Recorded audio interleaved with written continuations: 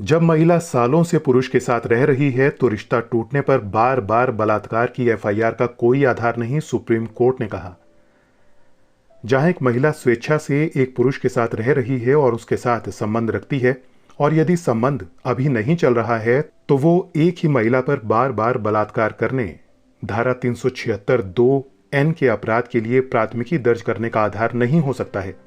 Supreme court ने जुलाई 2022 को बलात्कार के आरोपी व्यक्ति को शादी करने का वादा पूरा करने में विफल रहने पर पूर्व गिरफ्तारी जमानत दे दी, जिस रिश्ते में एक बच्चा भी पैदा हुआ था। कोर्ट ने आदेश दर्ज किया, शिकायतकर्ता स्वेच्छा से अपीलकर्ता के साथ रही है और उनका संबंध था, इसलिए अब यदि संबंध नहीं चल रहा है तो वो धारा 376(2)(n) आईपीसी के तहत अपराध के लिए एफआईआर दर्ज करने का आधार नहीं हो सकता है।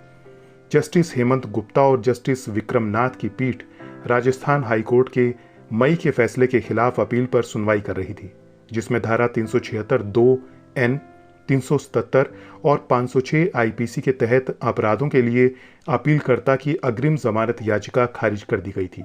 हाईकोर्ट ने अपने आदेश में कहा था कि ये एक स्वीकृत स्थिति है कि याचिकाकर्ता ने शिकायतकर्ता से शादी करने का वादा करके उसके साथ संबंध बनाए थे और उनके संबंध के कारण एक लड़की का जन्म हुआ था। इसलिए अपराध की गंभीरता को देखते हुए याचिकाकर्ताओं को अग्रिम जमानत पर रिहा करने के लिए मैं इसे उपयुक्त मामला नहीं मानता।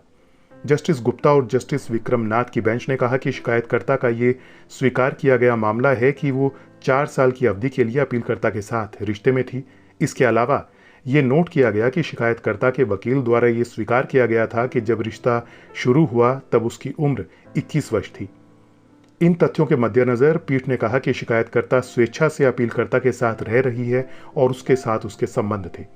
बेंच ने घोषित किया कि इसलिए अब यदि संबंध नहीं चल रहा है तो ये धारा 376(2)(n) आईपीसी के तहत अपराध के लिए एफआईआर दर्ज करने का आधार नहीं हो सकता। नतीजतन पीठ ने वर्तमान अपील की अनुमति दी और हाईकोर्ट के आदेश को रद्द कर दिया, जिसमें आदेश दिया गया था कि अपीलकर्ता को सक्षम प्राधिकारी की संतुष्टि के लिए जमानत पर रिहा किया जाए। पीठ ने कहा कि यह स्पष्ट किया जाता है कि वर्तमान आदेश में टिप्पणियां केवल पूर्व गिरफ्तारी जमानत आवेदन पर निर्णय लेने के लिए उद्देश्य से हैं। जांच वर्तमान आदेश में की गई टिप्पणियों से प्रभावित नहीं होगी।